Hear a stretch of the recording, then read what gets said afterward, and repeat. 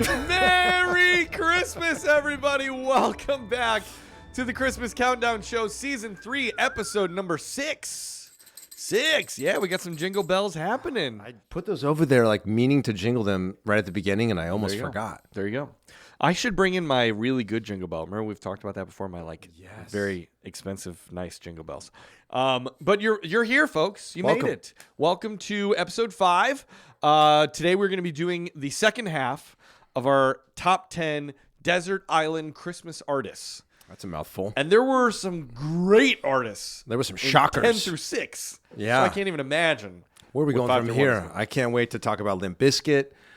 And Dude, I loved Limp Bizkit in its moment, though. Did you see that documentary about Woodstock? Woodstock 99? When they performed? Yes. And literally, like, the whole place, like, everyone exploded. All of a sudden just lost connection with reality. And we're like, we just tear down walls monsters. now. Yeah. And that's what we do. And that, like, the people that were running Woodstock were like, please don't, like, egg them on. They're already, because Green Day had played earlier and they were throwing all the mud at Green Day. And they were, like, out of There was no water, nowhere to go to the bathroom, no food. So these kids were already freaking out. Oh, yeah. And they were like, Limp Bizkit, when you go out there, please just, like, be chill.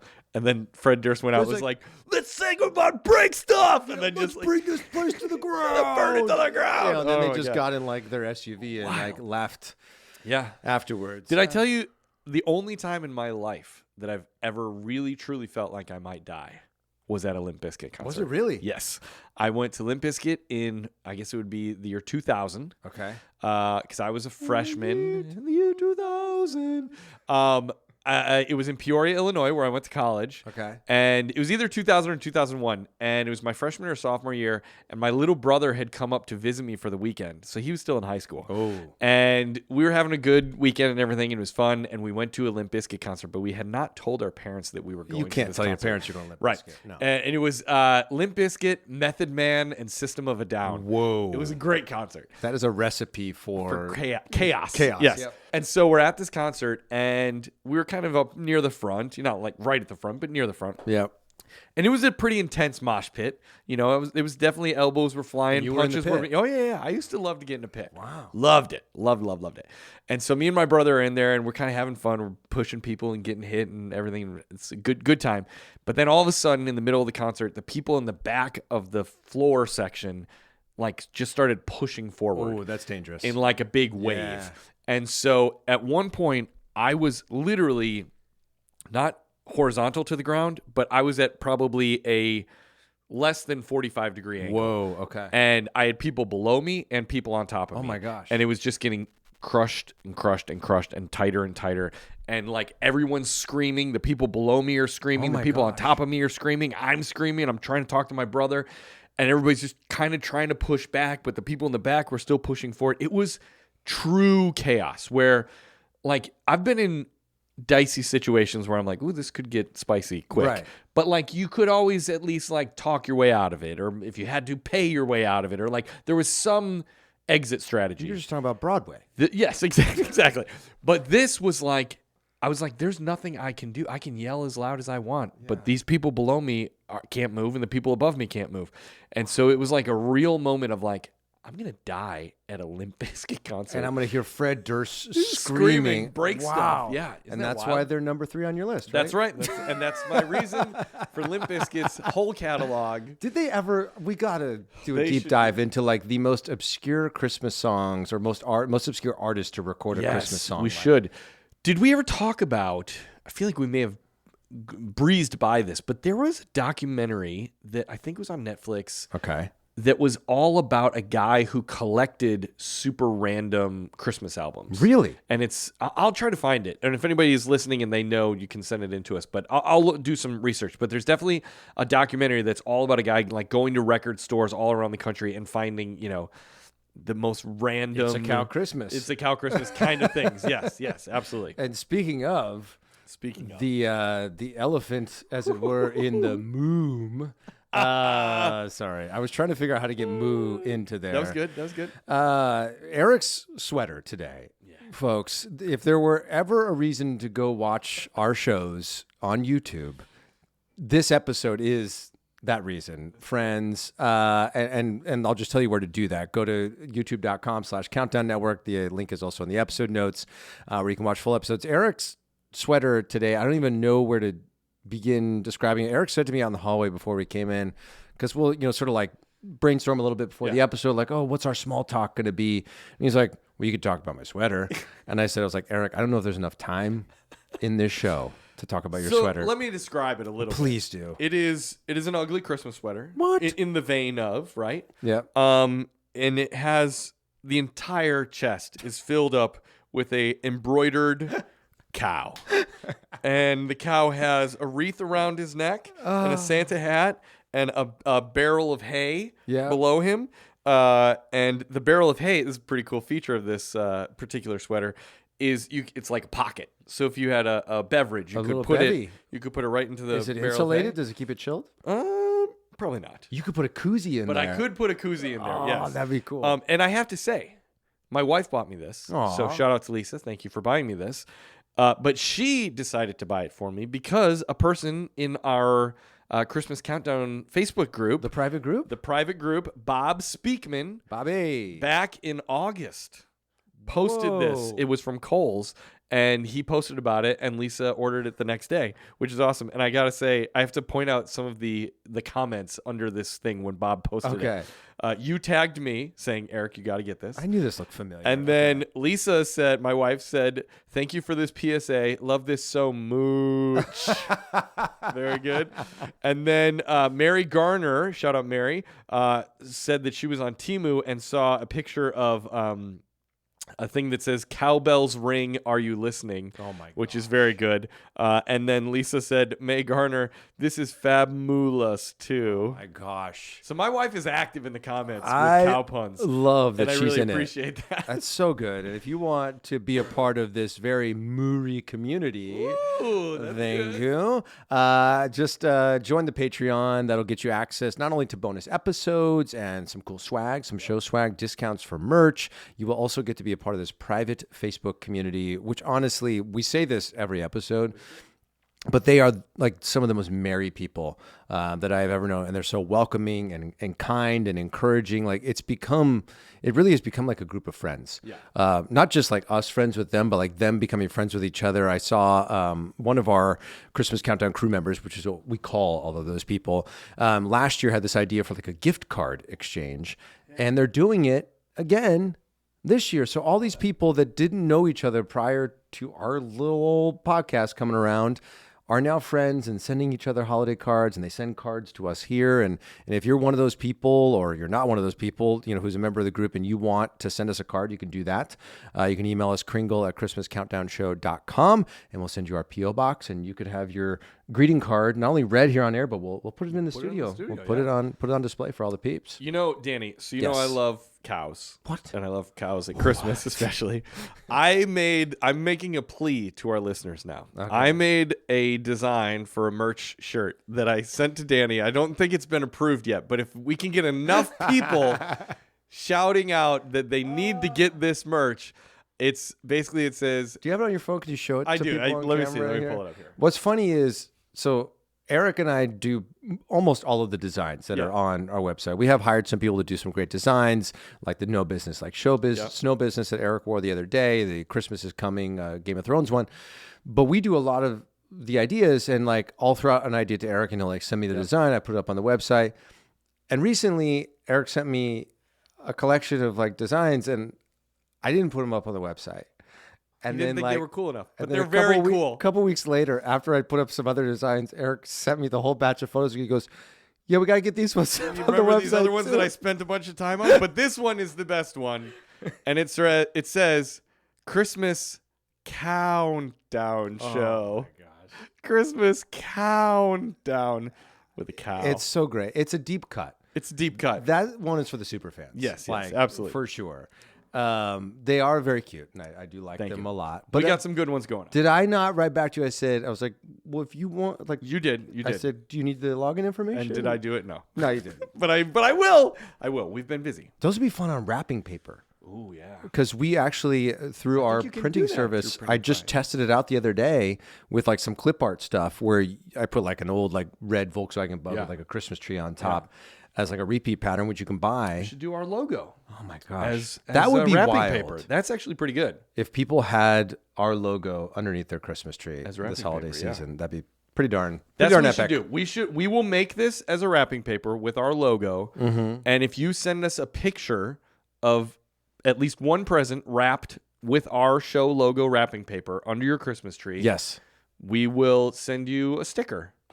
Okay. Is that fair? And how about a magnet? And a magnet. While we're at it, which is, fun fact, that's when people join the Patreon. What they get is they get a show sticker and a magnet and a little letter. We do these handwritten letters that we like to send out to people to say thank you for supporting the show. Thank you so much. What should we get to next? Well, you have been wanting to talk about for multiple episodes, Danny. What? Share. Like me. This is some breaking holiday news. It is breaking. It's so breaking that the album came out, I think, a week and a half ago. But it's okay. And I actually heard one of the songs. Oh, did you really? I was listening to holiday radio the other day, and I heard it. Which song did you hear? DJ Play Me a Christmas Song. Yes. I think was the song. That's the one. It feels. So tell people what we're talking about here. So Cher, Yes. who we all know, The one she's and been only. doing it for ages. Iconique. Iconique, some might say. She is sharing with us. That was good, Danny. That was just off the cuff, baby. It's the best. When there's no script, that's when it's the best. That's when it's the most magical. She, for the first time ever, is releasing, or I guess at this point is released, a holiday album because it came out on the 20th. And that DJ song is very similar to... what was that? Do you believe in life after love? Yeah, kind of a dance track. A dance track with the auto-tune vibe. So it's a very similar feel. And there's a ton of other artists that make guest appearances on the album. She's got a song with Darlene Love, which is super, super fun because, you know, as we chatted about sort of briefly, I think when you were chatting about Darlene Love recently, is that Cher, when she was 17 years old, she was a background vocalist On that track. on Baby Please, Christmas Baby Please, Come Home, which is absolutely amazing. There's also the artist Tyga is on there as well. Isn't Buble on there, I think? Buble is on there. Cyndi Lauper is on there. Stevie Wonder is on there. That's a big lineup. It's a big lineup. Yeah. And Tyga is the one that sort of like stood out to me that I was like, wow, I wouldn't have expected. I don't know who Tyga is. Tyga is Rapper? the type of artist. It's a rapper. Okay. Tyga's a rapper. Tyga is the type of artist you're not going to listen to in the car with your children. Gotcha. You know, songs like Loco Contigo. Maybe you know that one. No. We won't play it. Another song called Taste. Okay. I Sure see where you it's can- going. You can see where this is going. A lot of explicit E's. It should be, rather than Tyga, it should be Tygi, I think is what Tyga's name should be. Horrible dad joke. But the name of the song, I love. That Cher did. Tygi split. Why am I trying to say explicit? Tygi explicit. Tygi explicit. We were You can worried cut about that not out. filling You time can here cut that today, out. Oh, baby, God. and here we are. But the name of the song that Tyga does with Cher is called Drop Top Sleigh Ride. Okay. I'm excited to hear that one. I bet that'll be good. It's going to be the Yeet Bop banger of Christmas 2023. Probably. Were you ever a big Cher fan? Like, was Cher ever an artist like your parents liked or I you were can't into? say that it was. You know, I got a little bit into Cher because my family loves Mamma Mia so much. Okay. And Cher is in Mamma Mia 2 Oh, right. with a pretty cool cameo. So like we kind of got into Cher's version of ABBA songs, but like I don't have anything against Cher, but it was not necessarily a part of my childhood. If I was asked to name 5 Cher songs, I don't think I could name 5. You got, I Believe in Life After Love. You got, I got you to hold my hand. Yep. Living in a House Divided. ooh, what's that? I only know that. I felt like, I was like, if I throw this out, everyone's going to think I'm like really know music knowledge. Cher. The only reason I know that song is because a friend of mine wrote it for her. Oh, very cool. I don't think I've ever listened to it. I'm sorry, Tom. I'm sorry, Tom. He's Tom fucking Baylor. Well, he also wrote She's Out of My Life for Michael Jackson and Julie, Do You Love Me? Wow. Anyway. That's pretty good. It's pretty good. But those are the 3 that I think I know. Yeah, I don't know that Chris, I could do you know more any than Cher that. songs off the top of your head? John's got John's eager to jump in. Only one I know. Turn Back Time. Oh my yeah. gosh. If I could turn back town, Down. then I would run away. When she was on, was it SNL that Maya Rudolph used to do an impersonation? I'm sure. Down. No. Down.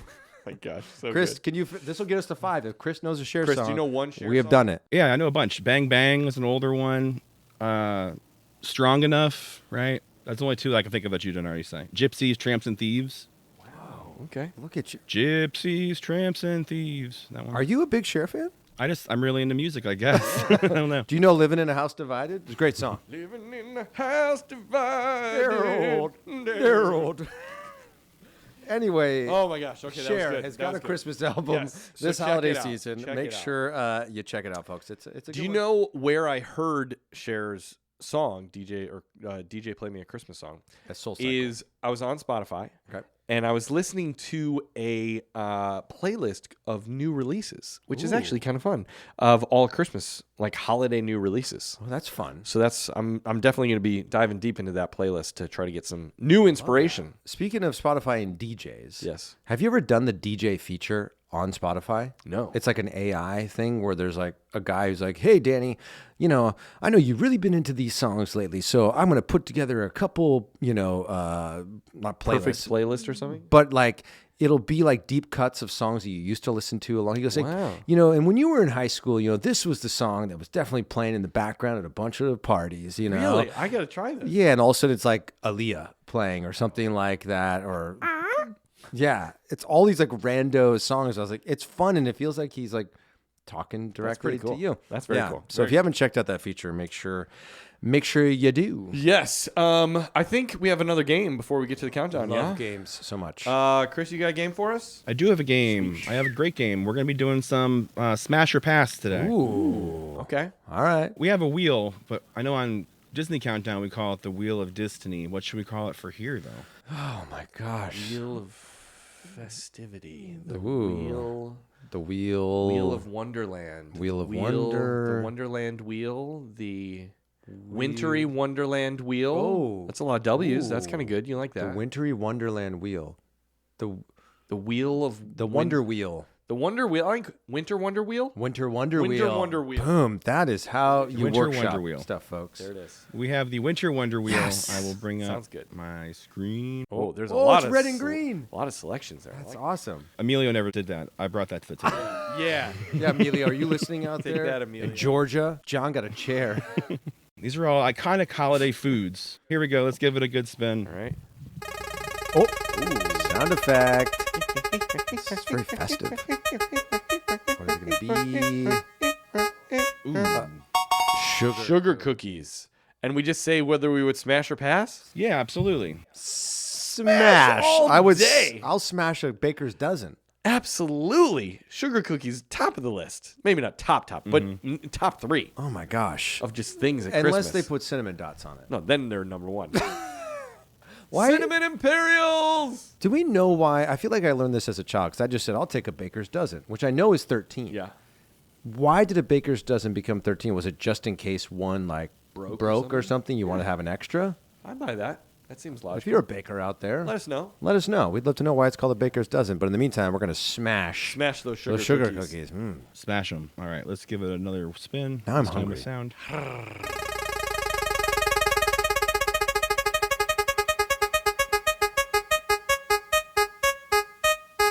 Ooh. Canned cranberry sauce. Not for me. I'm a pass on that. Oh, I'm going to pass so hard. So hard. Like, I've never understood the allure Cranberries. of it. Like, it looks disgusting coming out of the can. Yeah. Sliced doesn't do anything No, it doesn't help it. for me. Like, I don't know. Like, cranberry is like a very specific flavor. Do you like cranberries in any case? Cranberry juice, cranberries by themselves, cranberry sauce? Cranberry? I'm a no on all of it. Sometimes I'm a little okay with cranberry Some juice. pie or something? I think maybe when I was 21 and I wanted to like be cool when I'd order a drink going out to like the bar to get like a vodka cran. Sure, yeah. Isn't that funny? You never said vodka cranberry. No. You vodka Maybe get cran a vodka cran. with a lime, obviously. What if they put a little crayon in it instead of cranberries? You said vodka cran. Oh Oh, that's a funny sketch. The literal guy who just literally gives somebody a vodka with a crayon inside of it. The red crayon. Oh, that's amazing. So that's going to be a hard. Yeah, hard pass. Is there any way you could make it better? The only time that I've ever even been tempted to try something cranberry is like a cranberry seltzer with some like carbonation to it. Okay. Because I do like berry flavored things. Right. Like I like blueberry flavored things, raspberry, strawberry, all those things. But cran. Yeah. But some people love cranberry juice. Yeah. They're just like Not for super into it. I don't know. I think that's going to be, in that iteration, definitely a hard pass. Pass. Yeah. Pass. Okay. Let's give it another spin. There's got to be cranberry lovers out there, right?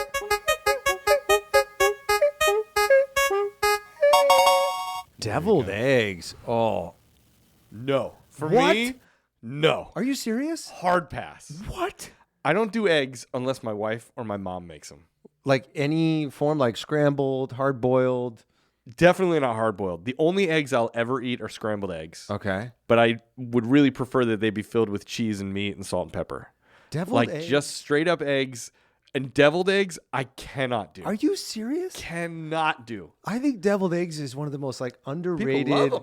like appetizer Sure. items, snacks. When I show up to a party and somebody pulls off that like that Tupperware container, and inside that baby is those little, because they make like a custom one for deviled eggs where they just cradles the egg. Yeah. And you see the little sprinkle of, it's not nutmeg. What is it that they put on the top? Paprika, yes. With the mayonnaise and the mustard, maybe a little like sweet pickle mixed in there. If you show up to a party with like a dozen deviled eggs, I will crush that entire tray. All of them? I won't think twice about it. Would you be that guy that stands by the appetizer table and is just like, I'm not leaving. I'm not going to take one and go and mingle. I'm going to stand here and I'm going to finish this tray. I don't, like, you better be there, because if it's the type of thing that like you're waiting for someone to bring them around the party, if they get set down first, I'm eating all of them. I like every single All one right. of them. I'm a pass. Can I add something to the? Yeah. Please. My mom found out that my wife and I don't have a deviled eggs tray, and she was astonished. So for that, I think it how was that can Christmas. one live without a deviled eggs tray? Exactly, and for that Christmas, that's what we got, a really fancy one. Really? I'm like, All I right. didn't know I needed one that bad. You do. But thank you. I don't have. Do I have one? I don't know. My wife will tell me after she listens to the episode. Hopefully, she'll show me the tray full Filled of with with deviled deviled eggs, eggs. yes. All right, what's the next one, Chris? Let's get it going.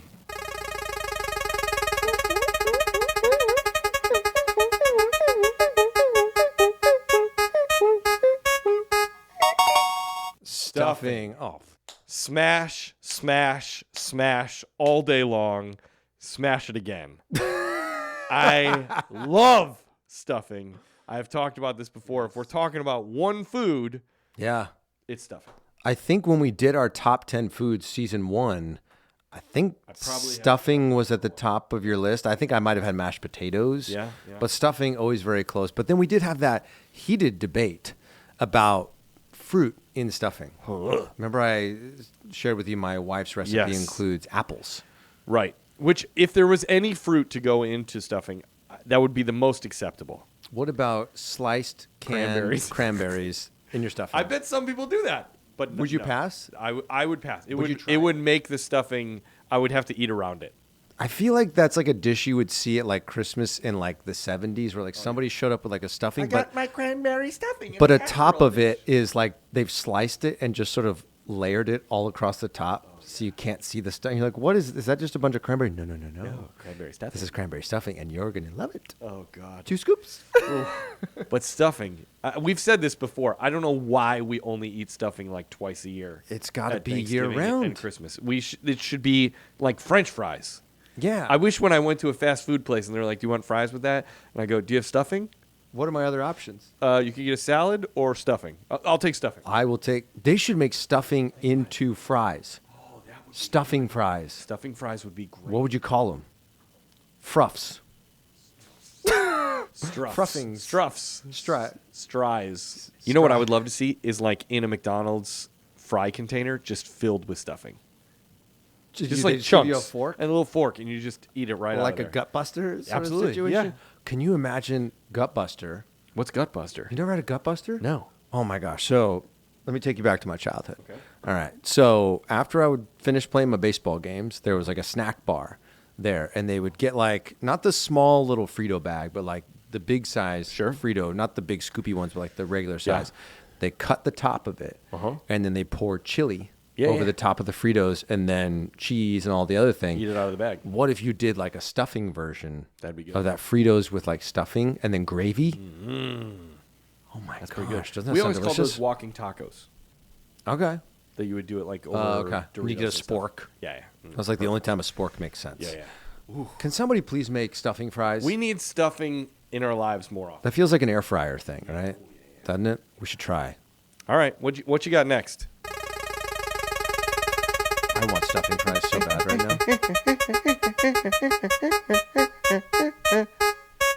now. Ooh. Hot chocolate. Man, it's hot.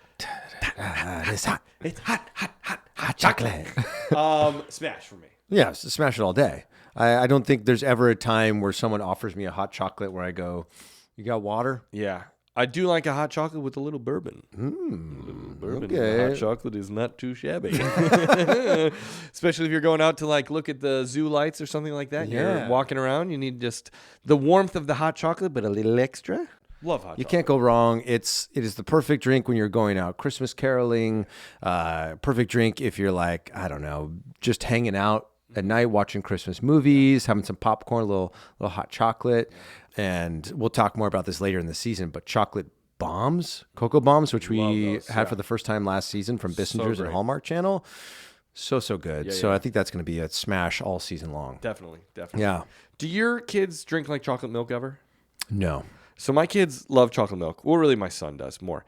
And he has no concept that when he drinks chocolate milk that he just gets the biggest milk mustache, like all the way to his cheeks. And I'll be like, wipe your face. And he's like, what? Do I have something on my face? I'm like, yes. How can you not feel that you have chocolate all over your face? And he just is like completely ambivalent to it.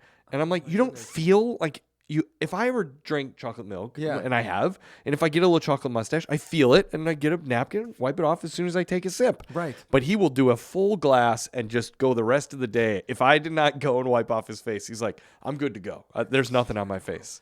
Why do like milk mustaches happen so much to children? Like is it a way that a child drinks milk versus like the way we've learned to drink milk?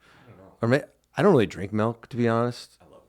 I like almond milk. I drink about a gallon of milk every 2 days Really? by myself. This shirt is making so much more sense. It's all part of it. You are pot committed I am on pot committed the on cows. cows and dairy. I love it. Chris, thank you very much for that game. That was very fun. I like it. We will play more of that this season. Yeah, there's a ton of like spots that we didn't there even was a use bunch in that we this didn't one. pick. In the winter wheel of The Wheel of Winter. The Winter Wonder Wheel. Winter Wonder Wheel. Is that That's right? What it was. Yeah, Okay, Winter write Wonder that. Wheel. I will forget Yeah. that. All So right, let's write that down. Eric, the weekend is almost upon us, which means one thing and one thing alone. Can you guess it? New Hallmark Channel movies. Oh, it is the most merry Yes. time of the week when we're on the precipice. It is Thursday, and looking in the not so distant future are 3 brand new Hallmark Channel Christmas movies. And there's one that I'm really excited about this weekend. It's super punny and super funny. Okay, I like that. Never Been Chris'd. All right. Now, I don't know if you saw, but in our little private Facebook group, Chris, who is the producer of this show, I did see this. did sort of like a silly version of the art. And I was laughing at this last night because I thought it was funny. You thought it was funny, but we thought it was funny because we knew this movie was coming. And then Right. it dawned on me, I don't know if all these people know that there's this movie coming Right. out on Hallmark Channel movie. If they had the Hallmark Channel movie checklist app, they would know. They would know 100%, but I was like, they just think that like Chris superimposed our faces onto women's Two bodies. random And ladies' they're like, bodies. okay, Chris, let's get a little too serious Yeah. here. But I'm excited about this film starring Tyler Hynes, Janelle Parrish, and Pascal Lamoth Kipnis. Fun name to say. Yeah. Sort of like Francisco. Francisco. In the movie Elf.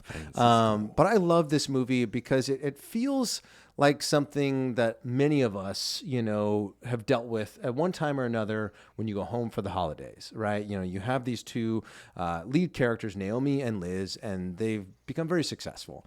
And they're returning home, for the holidays, and they start running into all these people that they went to high school with, and this whole conversation about redos comes up. And I don't know if you've ever run into this, but I'm from a small town, and I can remember, like, when I was in my 20s and early 30s, I would come back home for the holidays and I'd go out to like a local restaurant and I would run into like all these people I went to high school with. Did that ever happen to you? Not really, only because my parents moved away from Chicago right after my brother graduated, my little brother, so he was only a couple years behind me. Yeah. So I never really had that. I mean, I've gone back to Chicago since, but not ever like at the holidays where you sit. I know of this phenomenon, but I've never experienced it myself. It's a super interesting experience because, much like sort of plays out in this film, Never Been Christ, you're like, well, I remember that person to be like super popular, or they were like the prom king or queen, and they're sort of like forever locked in as that person in your mind, like the 17, 18-year-old version.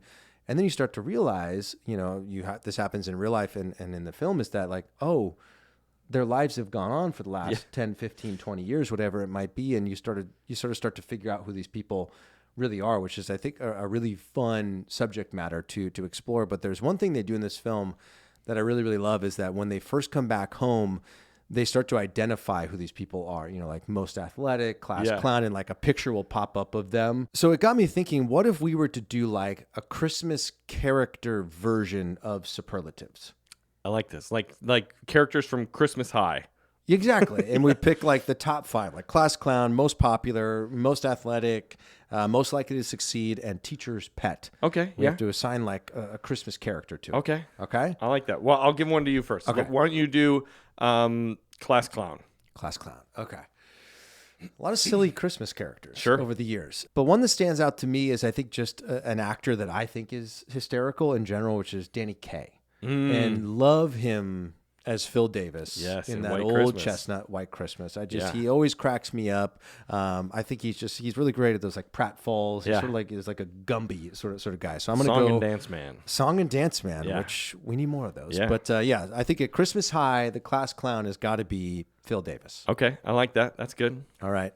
So for you, let's go most popular. I feel like if we're looking at Christmas High and we're like, who's the captain of the football team? Who's the class president? All of those things, they're just super popular. Everybody loves them. Yep. Santa Claus. That's got to be Santa. I mean, I feel like he is sort of the man in the middle. Yes. That unless you're going to go with like Jesus, I think you're probably going Santa Claus as most popular. Yeah, he is president. He is mascot. Yeah, all of it. He All the does it things all. at Christmas Yeah. High. Okay, another one for me. Okay. Why don't you do most athletic? Oh, this one feels easy to me. Oh, really? Yeah, I mean, think about who is pulling Santa's sleigh and has to fly all night long, all around the globe. Sure. You got to be pretty darn like shredded and You got ripped. some quads. You got your Quadzilla, basically. And who's leading that sleigh? Rudolph. Mr. Rudolph. So I'm going to go most athletic at Christmas High has got to be Rudolph. I like that. That's a good selection. All right, next for you, we're going to go most likely to succeed. Most likely to succeed. Okay, this is a good one. This is a bit of a throwback. Okay. There's this movie, Santa Claus the Movie, which I don't know if you've seen it yet, I've but never there's seen a it, no. character played by Dudley Moore named Patch, who's sort of like Santa's like best little elf helper, right? Okay. But he's an entrepreneur, and so he's trying to always make like new toys, and he's like, Santa, look at these new toys, and like he's trying to get Santa to do video games and stuff like that, and Santa at this point in the movie just wants to make little wood cars and stuff. Yeah. So Patch, he makes these candy canes that make kids fly. So he starts a whole business. So, yeah, I'm gonna go Patch from Santa Claus the Movie back in the early 80s. You know who Patch would get along really well with? Who? Liz and Naomi from Never Been Chris, because they're very entrepreneurial. Yeah. I don't want to spoil too much for the listeners out there, but they developed this technology that is very, very cool that sort of pops off for them, and you get to see how that sort of plays out like that. across the film. So I feel like Patch, Liz, and Naomi would be buddies. For That's sure. pretty good. Yeah. All right, last one. Who would be the teacher's pet of Christmas High? Whew. I mean, we got to go with someone who's eager to please. Yeah. Right. And when I think of like people who are eager to please, and it's funny that this person's popping into my mind because there's a scene in Never Been Kissed where this film is playing in the background. Okay. It's a Wonderful Life. Love that movie. And I mean, who is more eager to please than Clarence? Ding-a-ling-a-ling, ding-a-ling-a-ling. Just wants to hear that bell ring, right? That's good. So I got to go teacher's pet, Clarence. I like that. That's from pretty good. Wonderful Life. Yeah. If you're looking to take a little trip down memory lane and think about maybe those people from high school that maybe you haven't seen in years, or maybe you just saw them recently and you know them as sort of like class clown and all those things, make sure you check out Never Been Kissed, and you can find out why they say Never Been Kissed. The way that sort of plays out in the film is super, super fun. I like how they work that in. But it's a brand new film starring Tyler Hynes, Janelle Parrish, and Pascal Lamoth Kipnis, which premieres this Saturday night, November 4th at 8/7 Central. It's a great one. Honestly, it's been one of my favorites so far this season. So you guys are going to want to make sure you check that out this Saturday night only on Hallmark Channel. All right. That was awesome. I'm so excited to see that. But I think it's countdown time, yeah? Oh, I'm so ready. Let's do it. Okay, so folks, here we are. The top 5 of our top 10 desert island Christmas artists. How are you feeling right now about My where, list? yeah, like 10 through 6? Like I've been having a little bit of like, Dread?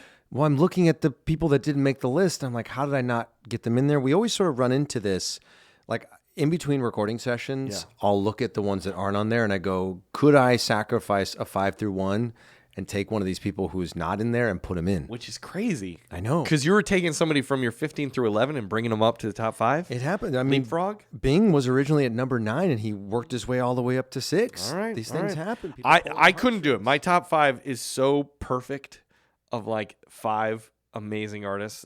I can't. What's I couldn't missing? do it. Dean Martin. Dean Martin was on the list. He was at 10. All right, let's actually recap for you. Yes. For me, I had Dean Martin at number 10. I had J.D. McPherson at 9. 9, yes. I had Mannheim Steamroller and Trans-Siberian Orchestra at 8. I had Kenny Rogers at 7 and Nat King Cole at 6. I'm still reeling. That is Kenny over Dean Martin is just like, I'm trying to wrap my mind around that one. Yeah, it's tough. But I'm trying to, that's what we do here. I'm trying to spread it out. Yeah. Here we go. Okay, so my number 5 was mentioned before, which is Pentatonix. Pentatonix. As we said, they have 7 albums, or an 8th one coming. They're so great. They just make great music.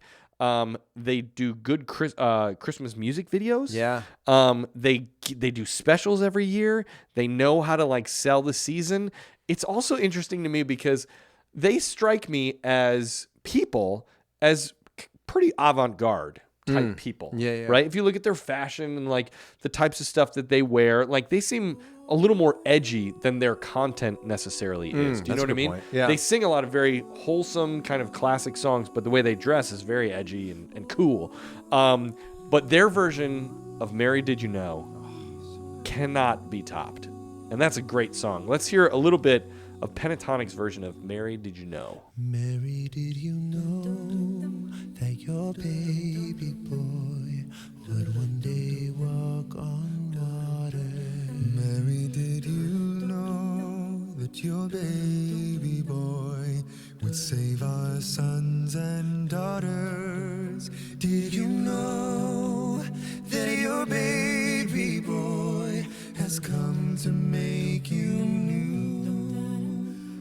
This child that I mean, the arrangement rendition, of that is so beautiful. I mean, beautiful song, obviously, but I think if I had to have just one artist on a deserted island for the rest of my life in my 5 slot, I'm going Pentatonix. Yeah. I love that you bring up like their fashion because I feel like a cappella groups have like a specific look to them. Yeah. And like, I feel like, you know, look, I grew up loving a cappella music. If I was a better singer, I would probably be in an a cappella group.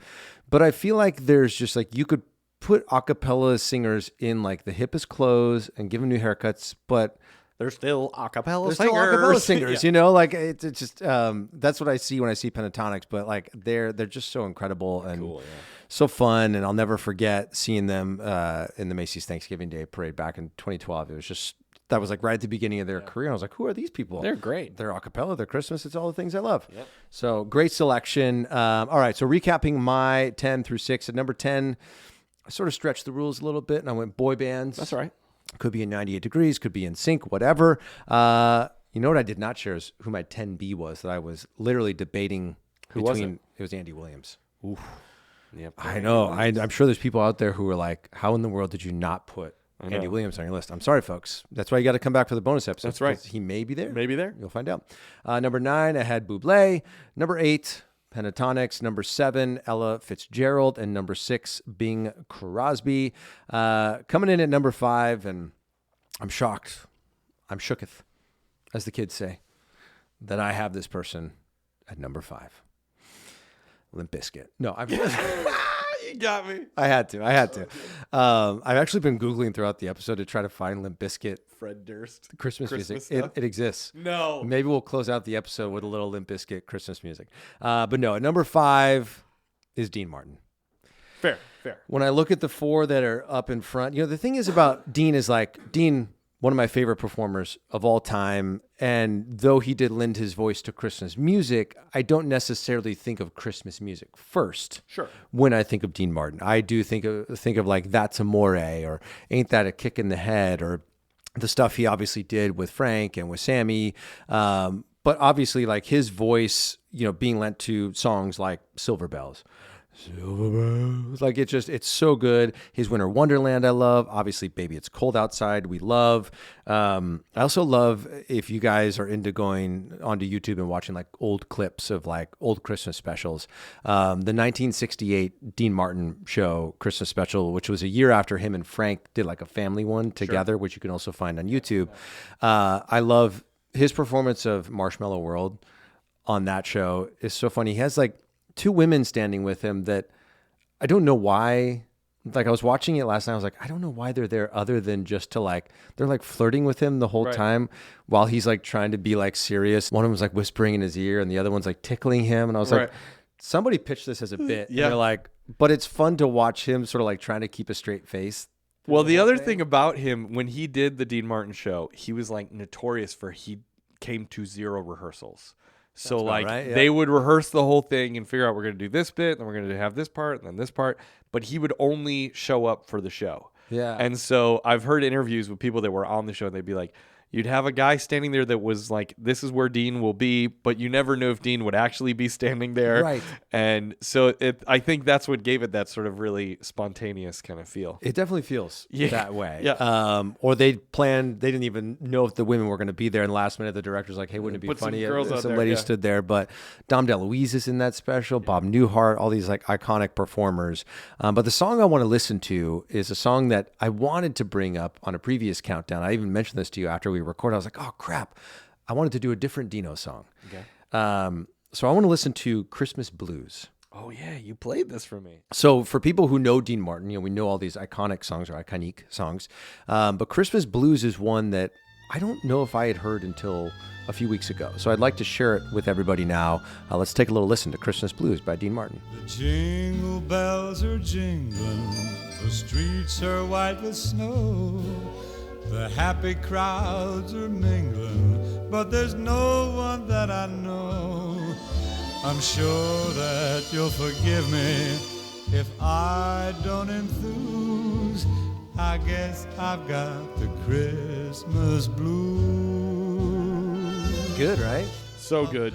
It I love feels that. a bit like Elvis Yeah. in a way. I think the reason I like Dean Martin and the reason I like Elvis is the similarities between them. Their voices just have a lot of like That real deep, low, deep. I'm like, oh, I can sing like that. Yeah. Which is probably why I like them. But yeah, Dean Martin, you can't go wrong with him. That's why I've got him at my number 5. I love it. Even that is probably too low for poor old Dino. I know. I feel like he should have been top 3, but then I look at my top 3 and I go, sorry, What are you going to cut Dino, out? this is where you're at. Yeah. So my number 4 is Buble. Whoa. I got Buble at 4. Ooh. What could possibly be 3, I know 2, now. and 1? I mean, I know one who's going to be there for sure. Sure. I feel very confident that I know who one of your top 3 is. Yeah. But now that Bublé's out of the I running. know. I got Buble at 4. So I got Michael Bublé at 4. As we said, he's only got the one album. Right. But there's the deluxe version. I was trying to think of a great song to play for him. I love his version of Christmas, Baby Please Come Home. It's probably my second favorite to Darlene Love's version of it. Okay. Let's listen to a little bit of Christmas Baby, Please Come Home by Buble. The snow's coming down. I'm watching it fall. Lots of people around. Baby, please come home. The church bells in town, all ringing in song, full of happy sounds. Baby, please come home. So good. Just rocks. Yeah. Great arrangement with the band. Did I tell you that I saw him live? No. Me and Lisa went to see him a couple years ago at Staples Center, or now Crypto Arena. How was it? He was great. He was so great live. He just was talking to the audience a lot. You know how some artists, when you go to see them live, they play their music, but they don't really conversate Right. with the audience.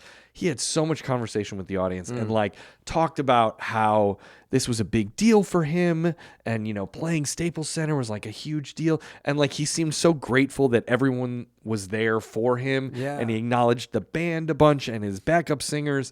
He just was so gracious and so classy, and it was a spectacular show. So if you've not seen Buble in concert, highly recommend it. Did he sing any holiday tunes, or was it all? No, because I think we saw him in like April or something. okay. Yeah, it wasn't anywhere near the season. But yeah, so that's going to be my number 4 selection, Michael Buble. Buble.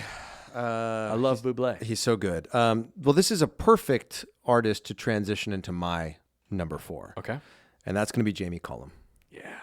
Something in me wanted to put Jamie higher on the list, but he's only done the one Christmas album. But it's so good. And it's so good. And then he released like the complete edition, the next year. And just the way like he writes, the way he sings, the way he performs, on songs like, Hang Your Lights, Show Me the Magic. I love that song. His version of All I Want for Christmas Is You is great. He does a bunch of other like classic Christmas songs that we all know. Much like you were just talking about Michael Bublé, I have seen Jamie in concert a few times over the years, and I actually just saw him a couple weeks ago here in LA. And it's interesting, you're talking about Bublé, and he's at Staples and he's saying like how gracious, how grateful he is, and he's super gracious about the experience. Like Jamie was doing like the exact same thing. Like he was like, my first real like venue I ever played at here in the States was here in LA, and it was a really small jazz club. And he said in the audience was Michael Bublé and Herbie Hancock. Wow. And he goes, so as if it wasn't like a pressure cooker enough that Right. I was performing in LA as like a 21, 22-year-old kid, he goes, I've got like the guy who's sort of become the king of it. Yeah. And he made this joke about like Bublé sitting there and be like, there's only room for one of us around here, One kid, to do crooner, this sort of thing. But I love his style across the board. I've talked about him ad nauseum on this show, and I wanted so badly. I know that it was September when I saw him.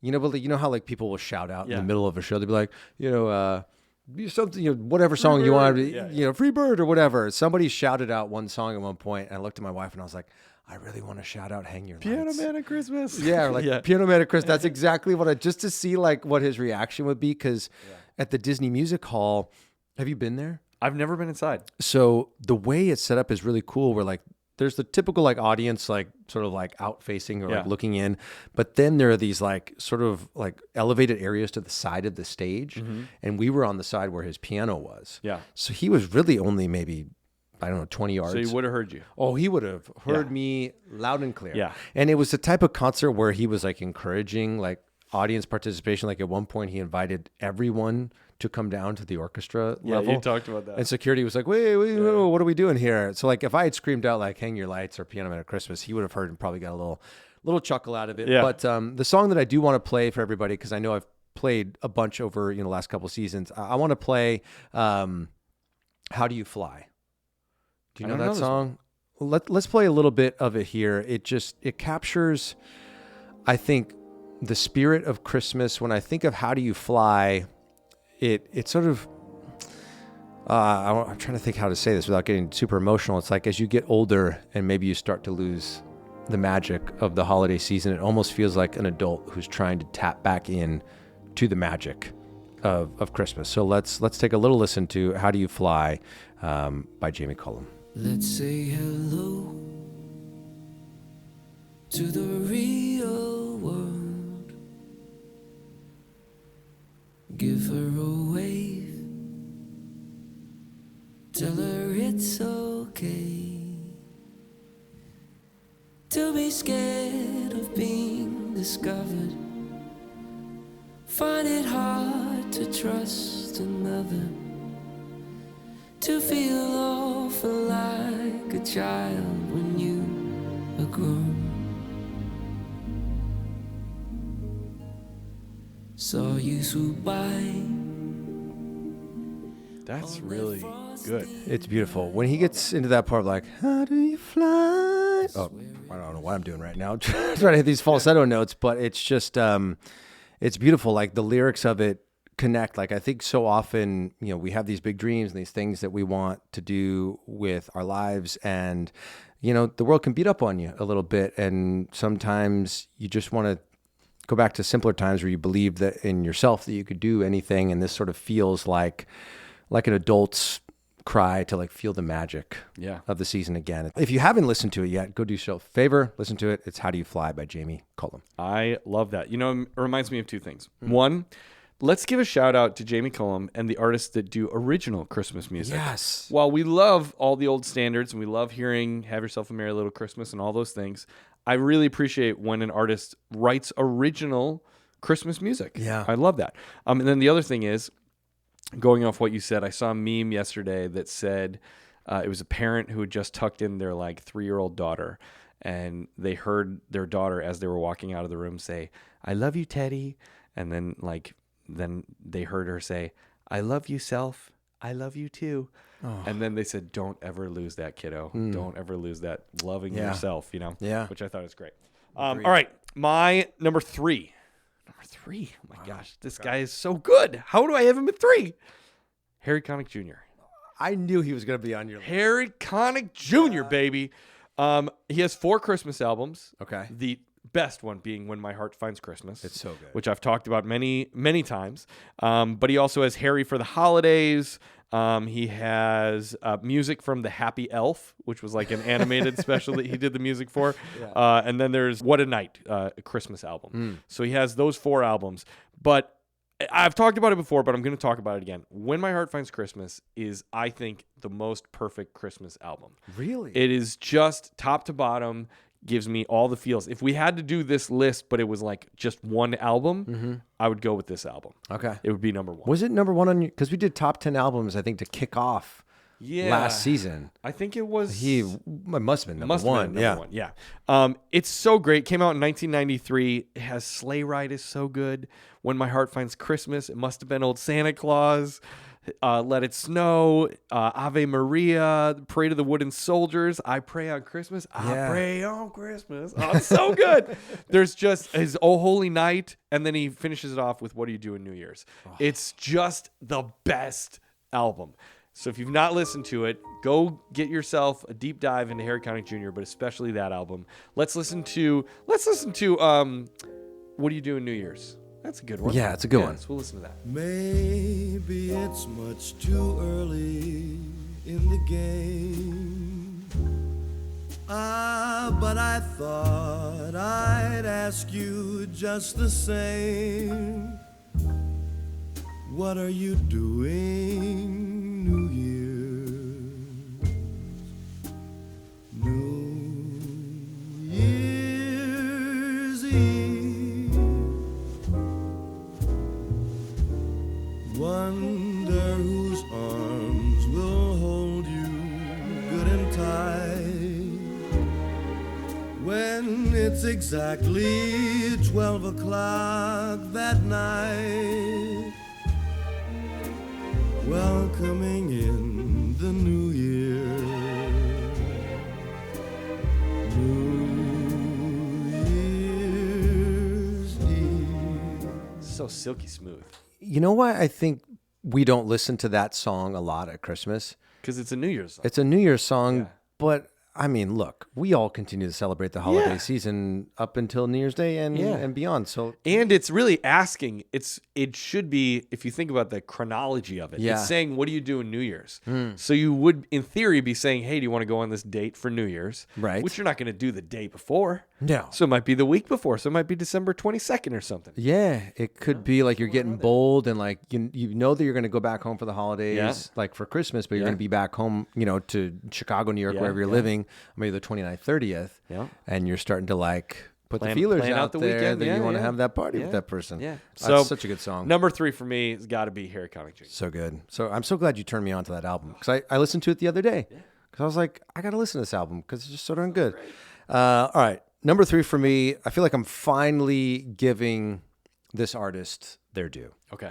on the show because every time we do a countdown that involves music, I always say I love this artist, but I don't include them. Okay. Carpenters. Yeah. It's got to be the Carpenters. That Christmas portrait, specifically the special edition reissue. Yeah. That production, like I don't want to just call it an album. I want to call it a production because I realized something when I was listening to the album the other day, and maybe I mentioned this last season, is that it feels like a show. Mm-hmm. It's got a big overture at the top. There's medleys that are in there. Like, speaking of hot chocolate, right? And like sitting down and sipping a hot chocolate at the holidays. What I want everyone to do this holiday season at some point in time is just sit in your living room, your study, wherever, get yourself a hot chocolate or whatever beverage you want, that sets the mood for you. Put this album on. Vodka Cran with lime. If that's your vibe. And a red cran. Get it in there, but no sliced cranberries. Right. That's not allowed. Sip your drink and just listen to this album from beginning to end. And because you will find, and put your phone away. Yeah. That's a challenge to myself too. Put your phone away and just let the visuals start to come to you. Because what I realized when I was listening to this album is like, I feel like I'm at the Radio City Christmas Spectacular. Yeah. With the overture in the beginning, the fun little medleys. Like I love the Winter Wonderland Silver Bells medley is so good. And then when Karen Carpenter hits you with her Ave Maria and Christ is Born, oh my gosh, I'm getting chills thinking about it right now. It's like you are transported. Like I just imagine myself like at a holiday show in a gorgeous venue and this lead singer is just up there taking you on. Even the artwork of the album feels like it's a part of the whole thing. It really does. Like the Rockwell sort of style. Like I would love to see somebody do a stage version of that album. Yeah. I feel like you could totally do it with like little scenes in between. Because that's basically a Christmas Spectacular at Radio City. Just block out an hour and a half of time after your kids go to bed, or if you don't have kids, like at the end of the evening after work is done, get your drink going, get the crackling fire going, and just listen to Karen Carpenter just take you away. It's so good. I love that. Do you want to listen to a certain song? Let's listen to her Ave Maria. Let's do it. I like that.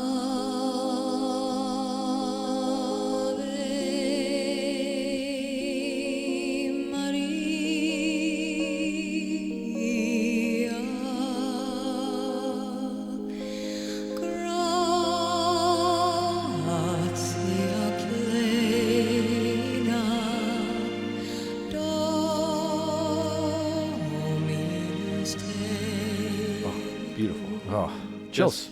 Literally chills. Yeah. So good. Amazing. All right. So we only have 2 left. 2 left. Top 2. Top 2. This is your top 10 desert island Christmas artists. I know who one of them is going to be for you. I know, but who could the other be? Number 2 for me. If you go Frank Sinatra. No, Eric. Frank Sinatra at number 2. We love Frank. You know that we love Frank. Just let it happen, Danny. Just let it wash over you. Frank Sinatra, he probably should be a number 1. You should be. But I mean, there are other people that have to occupy that space, So number 2 for me is Frank Sinatra. Yep. I have a feeling he's in your top 2, so I won't say too much. Maybe. But our love for Frank Sinatra is well documented. Yes, that's true. He has so many great versions of all of these songs. As I said on, I think, our last countdown, I really like when he does the hymns. Like, it's fun. I love his version of Jingle Bells and stuff like that, but I want to listen to Hark the Herald Angels Sing. which is like one of those hymns, and he has such reverence for it. And he was a devout Catholic, and I think took the season for what it was truly meant to be, and sort of honored that. So I don't need to talk too much more about Frank Sinatra. I love him. You love him too. But let's listen to "Hark the Herald Angels Sing." Hark the herald angels sing, glory to the newborn King. Peace on earth and mercy mild, God and sinners reconciled. Joyful all ye nations rise, join the triumph of the skies. With angelic host proclaim, Christ is born in Bethlehem. So great. Yeah, he really crushes the hymns. I'm glad you bring that up because he does so many, and we think of the more mainstream stuff. Yeah, Have Yourself a Merry Little Christmas, all that sort of stuff. But the way he does Joy to the World and all those are so good. Yeah. Number 2. Wow. Okay. All right, collect myself here. All right. Number 2 for me, Nat King Cole. Great. Nat King Cole. Great. Whenever I say Nat King Cole, all I can think of is the Rat Pack live album. Because, Sammy Davis Jr. used to do all these impersonations. Yeah, he does a great version. And whenever he would go, Mr. Nat King Cole, and you would hear Frank and Dean go in the background, was a merry old soul. To try to break him every single time. Yeah. But I mean, I talked about being the voice of the holiday season, right? But as I get older, as I listen to more of his music and just gain an appreciation for his voice, for his style, Nat just feels like Christmas to me. I mean, obviously it's well documented, as you said, our love for the Christmas song, Chestnuts Roasting, but he has so many other beautiful renditions of songs that he has done. I want to shout out just a couple right now. I love his Deck the Halls. Yeah. I love his God Rest Ye Merry Gentlemen. That's a great one too. I love Caroling. Caroling through the snow, the Christmas bells are ringing. And I want to play his Silent Night. Oh, yes. Let's listen to a little bit of Nat King Cole's Silent Night. Silent night, holy night, all is calm, all is bright, round yon virgin, mother and child. Perfection. That song, it gets me every single time. And I'm so glad that we're doing the hymns countdown, because I feel like we're really going to get to do a deep dive into Silent Night on that episode. But you can't have Christmas without Nat King Cole. He really is the greatest. But that's my number 2. I love it. I'm sorry. I'm so distracted right now because I wondered coming into this episode if this was going to happen. And you would think that I would have known. You would think. Walking into this studio space today. You would think. As much as we talked about this at the beginning of the episode, it didn't dawn on me. Didn't dawn on you. Until you said Sinatra. Think about it. You have one artist to listen to.